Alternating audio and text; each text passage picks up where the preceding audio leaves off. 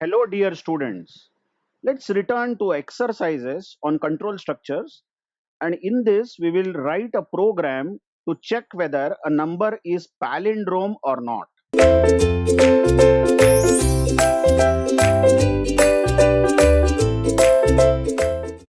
Now, what is a palindrome number? Suppose if n is 121, then read from left or read from right, the number remains 121. So, such a number is palindrome. For instance, suppose n is 2, 3, 3, 2. Now read from left or read from right, the number is 2332. So this is a palindrome number. Whereas if n is 123, then the reverse of this is 321, which is not same as original number. So 123 is not a palindrome number. So we have to solve this exercise. Now I hope you have carefully seen the earlier video, the previous video, where if the number given was 123, we actually constructed reverse of the number, and reverse was 321.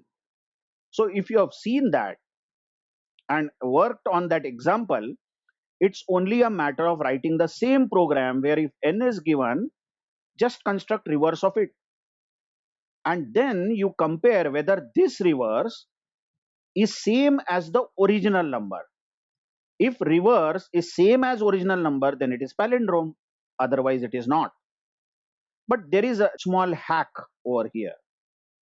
You see, suppose n is 123, then in our code within the while loop that we saw, n becomes 12 during the second repetition, then n becomes 1 during the third repetition, and n becomes 0 finally. So when the while stops, surely rev is reverse, that is 321. This we will get. But we have lost n. N was 123, but now n is no more 123, n has become 0. Please try to understand. So what? Now, if n has become 0, we have lost our original number, isn't it? Then we can't compare the original number with the new reverse. So the hack to this is that you introduce one more variable. See, in the previous video, we had n, our number, r is the remainder, rev will be the reverse of the number, initialized to 0, and we introduce one more variable t, a temporary variable. We let the user enter n. Let's say n entered is 121. Then we immediately set the value of t as n. So t is also 121. Now we will work on t here. That means t will be reduced to 0 in the for loop. Come on, t is our number, 121. We'll work on this. But as t progresses to 12, then t progresses to 1, then t becomes 0, and the loop breaks. When t is 0, the loop breaks. But the original number 121 is still safe in n. So we can compare this original number n with the reverse. I hope you have understood why to use the temporary variable. Let's very quickly run this code on paper. Suppose n entered by the user is 121. We have another variable r. We have rev, which is 0. But listen, if n entered is 121, we are saying t should become equal to 121. So I will write this aside here. T is 121. Okay, t is 121. Or we can make one more column here. Let's make one more column. T is 121. Give me some time. Okay, t is same value as n. So t is 121 and n is also 121. Okay. Now when you read this while loop carefully, first time r extracted will be 1 and rev calculated will be rev is equal to rev, that is 0 into 10 plus 1, because remainder is 1. So rev becomes 1. Rev, which was 0, is now 1.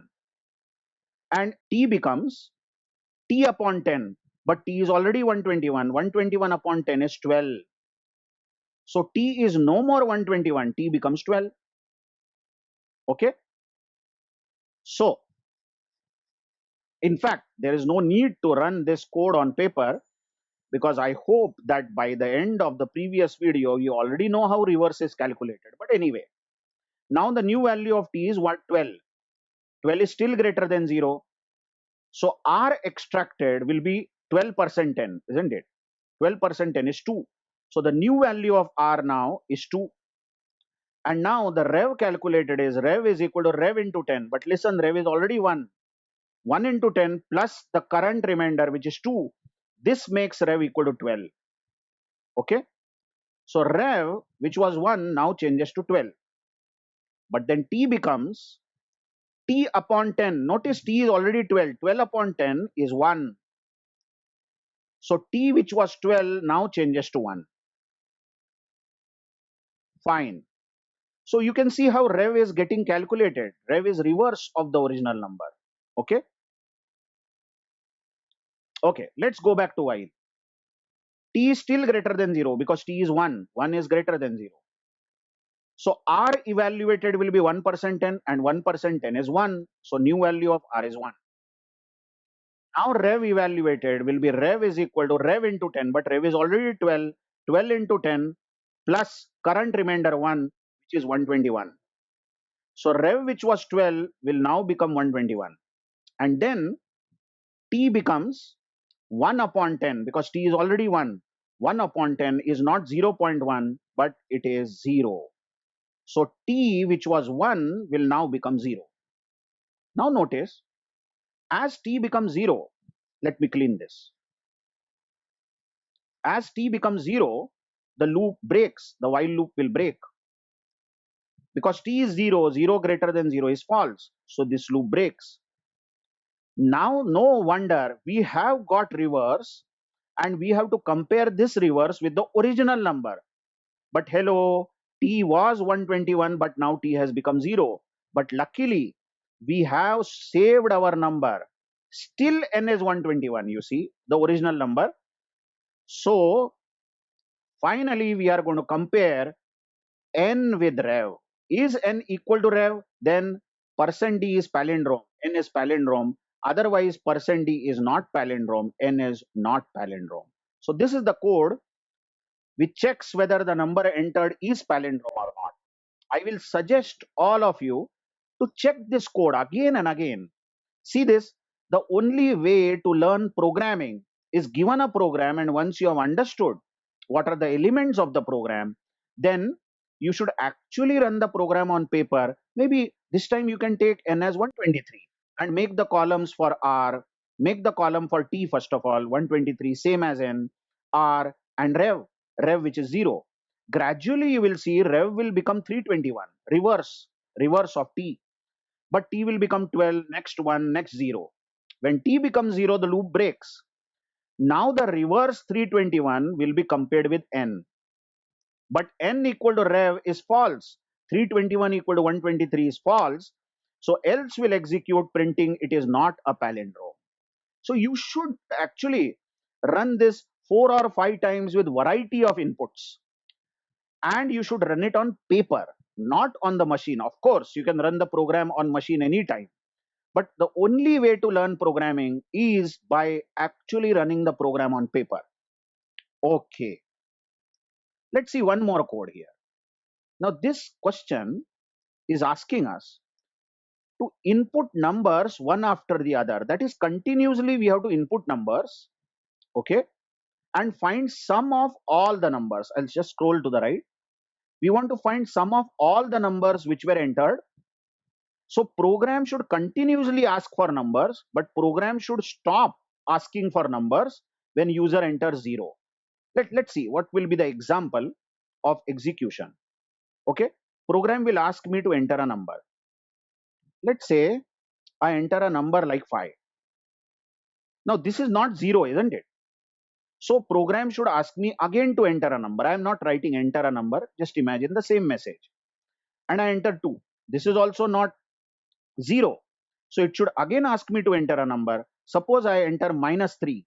This is again not 0. It should ask me to enter a number. If I enter 0, then enough is enough. That's it. Now program should not ask me any more numbers. But whatever numbers I have entered should be added and the sum should be displayed. And the sum is going to be 7 minus 3, which is 4. Okay. Instantly you should understand that this problem will be solved by using do while loop. Why? Why do while loop? Because whatever you do in do while loop, whatever condition you write in do while loop is such a loop which will execute at least once. Because this do will run the loop and then check the condition. So you tell me the question is about entering numbers. You please try to understand at least one number has to be entered, isn't it? So this code, enter a number and take the number in n, this code has to be executed at least once. But then when should we repeat this? When should we repeat this do while loop? As long as n is not equal to 0. What will happen when n is 0? The loop should break. And whatever numbers we are entering, we are simply adding in sum where sum is initially 0. So finally we print the sum. Just check the code very thoroughly. Let's execute it. Just in short, there are two variables n and sum, but listen, sum is 0 at the moment. Now do starts. Now there is no option here. You have to do this because there is no condition checked here. So you are asked to enter a number. Suppose you enter the number as 5. Now that 5, this number 5 is simply added to sum and sum is 0 right now. So the new value of sum will become 5, 0 plus 5. Okay. And now we reach the while condition. We ask what was the number entered by the user? Was it not equal to 0? Yes, the number entered was not equal to 0 because number entered was 5. Let's check. As 5 is not equal to 0 is true, we will go back to do and we will repeat this set of statements. So, what happens when do repeats second time? It will again ask me a number. Let's say this time the number entered n is 3. So this 3, the number will be added to sum, but listen, sum is already 5. So the new value of sum will become 8. But then after summing up, we are reaching this while condition. And we ask a question, what was the number entered by the user? Was it not equal to 0? Yes, it was not equal to 0 because number was 3. So as this condition is true, we should go back to do. Okay. Now let's put an end to this. Just imagine again do is running and it asks us to enter a number. This time I enter the number as 0. Now that 0, observe, will be added to sum, but sum is already 8. So the new value of sum will be 8. It was anyway 8, it remains 8. Okay, but now the while is checked. And we are asking what was the number entered last time? Was it not equal to 0? But number entered was 0 and it is indeed equal to 0. So this condition becomes false. Number was 0, so the loop breaks. And the last line is printing the sum, which is 8. And indeed, 5 was entered, 3 was entered, 0 was entered. The sum is 8. So that's the way how we have written this program of entering the numbers indefinitely till 0 is entered. Best loop you can use is do while loop. Thank you very much.